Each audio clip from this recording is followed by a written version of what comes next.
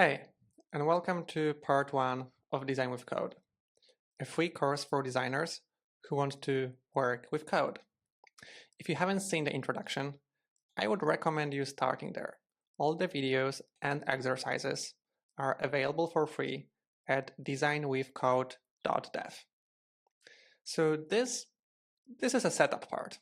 I'm not going to pretend it's the most exciting one, but it's the most important foundation for everything that comes after. Every craft requires tools. A painter needs a studio, brushes, and a canvas. A photographer needs a camera and editing software. And if you want to work with code, whether you're writing it yourself or directing AI to write it for you, you need a development environment. And that is what we will set up in this part. Now you might wonder, doesn't more and more of this happen in the cloud now? And yes, it does. More software workflows are moving to remote environments, and AI agents increasingly operate in the cloud on your behalf.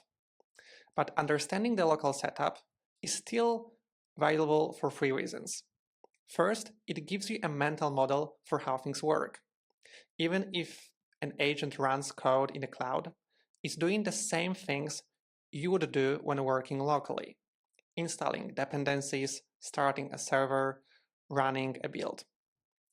If you understand that processes on your own machine and you tried them yourself, you much better understand how those agents work and what they do in the cloud.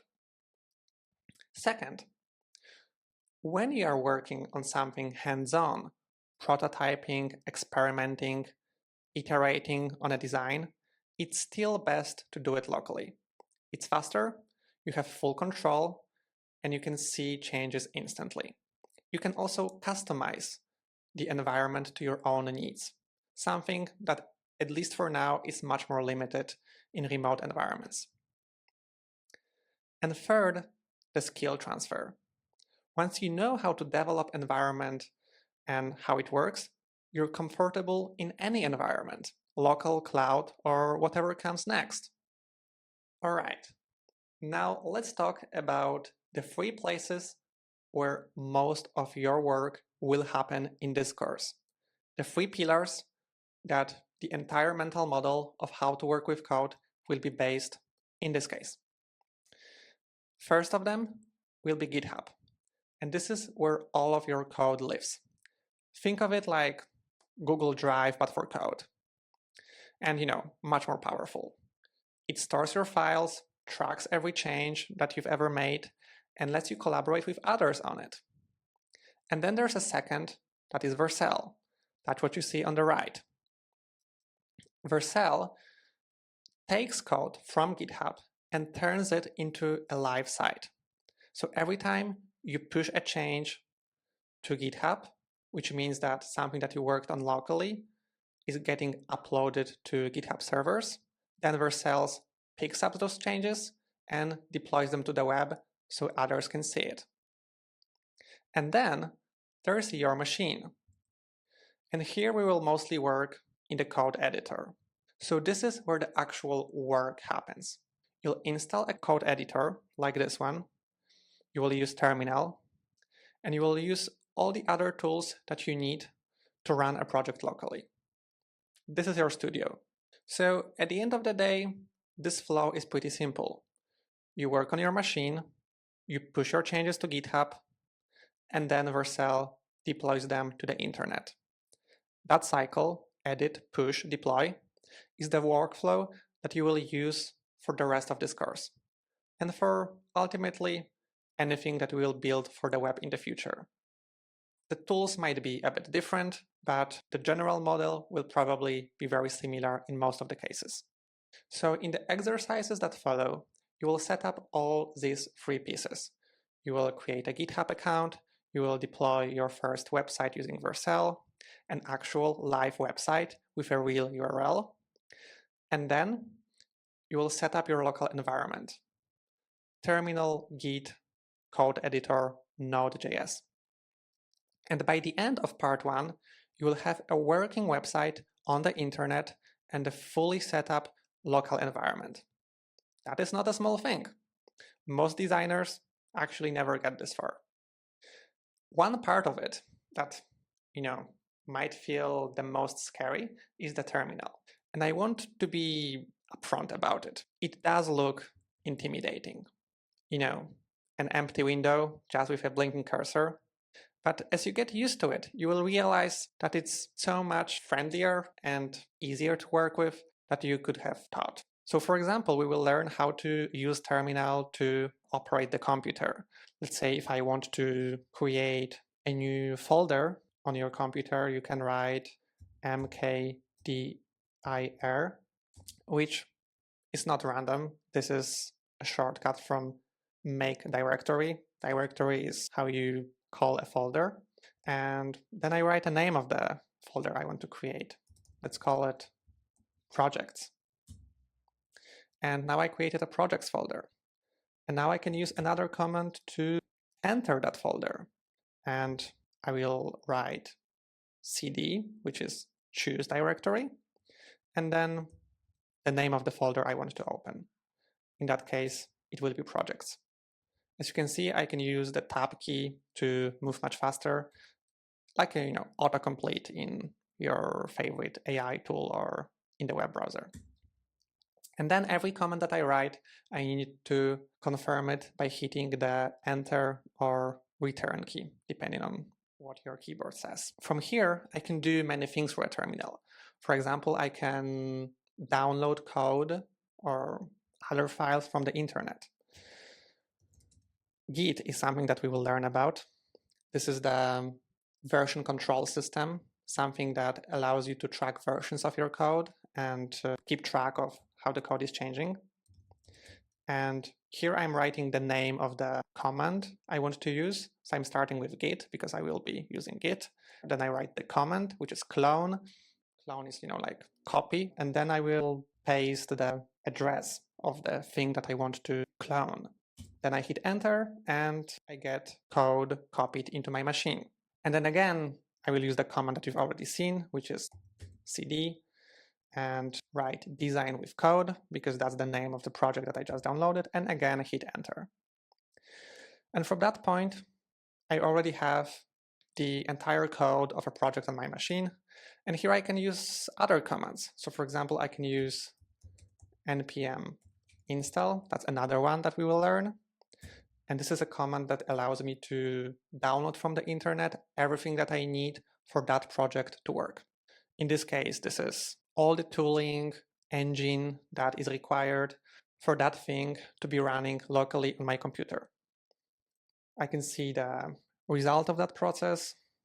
It tells me that it went fine, although there have been some issues that we will, of course, ignore at this point, as you would usually do. And then I can use another command to run this thing. In this case, the command will be npm run dev. And at this point, you already have a working project on your machine. And in this case, what we've been installing is the website of that course. As you can see, working with terminal is not as scary as it might seem. There's plenty of things you can do in the terminal, but also remember that you will only need a handful of commands. Like seriously, maybe 5 or 6, and you're already set. And once you know them, terminal becomes incredibly powerful. It is also worth knowing that terminal is one of the most important tools for working with AI. AI coding agents, the ones in tools like Cursor, use the terminal constantly. They run commands, they install packages, they start servers. If you understand the terminal, even on a very basic level, you'll understand what your AI tools are doing. And that makes you much more effective at directing them. Some of the most popular AI coding tools today actually operate entirely in the terminal. Tools like Claude Code, for example. There's no graphical interface at all. Just you and the terminal. Knowing the basics of how the terminal works will help you tremendously when using tools like that. Okay, so before you jump in, let me quickly walk you through what each exercise looks like so you know what to expect. So Every exercise that you will find in this course, it has a few sections. First, there's a summary, a quick bullet list of what you will learn in that exercise. It tells you what's coming before you jump in. Then there is an introduction. This is the teaching part. It explains the concepts, the context, the why does it matter. This is where you learn what things are before you start doing them. And after that comes the steps.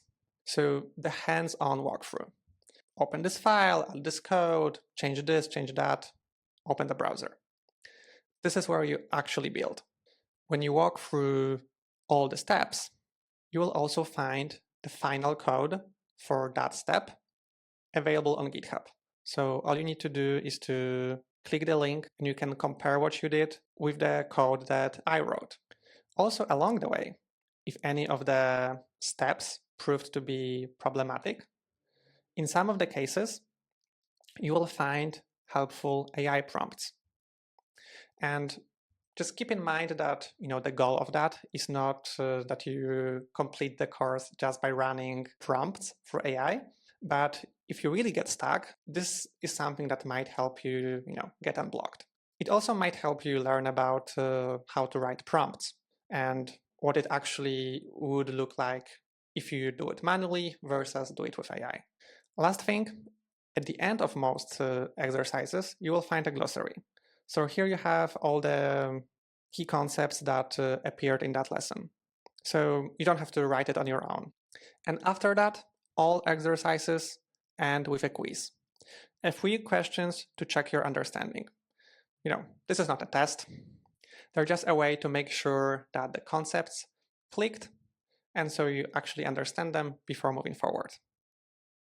So in general, the flow is watch the video, then work through the steps, check the glossary, compare the code, do the quiz, and move to the next step. All the exercises you can do at your own pace. You can also mix and match them if you already feel more comfortable in certain areas. You don't have to do them in the designed order. However, that's what I would recommend. And you can, of course, come back to any of the content, quizzes, glossaries at any point. Okay, so now let's get to work. As I told you, this part is about getting set up. And to be fair, it's the hardest part, in a sense that everything is new and unfamiliar. But once this is done, it's done. And then from part 2 onwards, you will be fully equipped to actually build things. All right, head into the first exercise. You'll find it at designwithcode.dev. It starts with creating a GitHub account. Takes about 2 minutes. Good luck.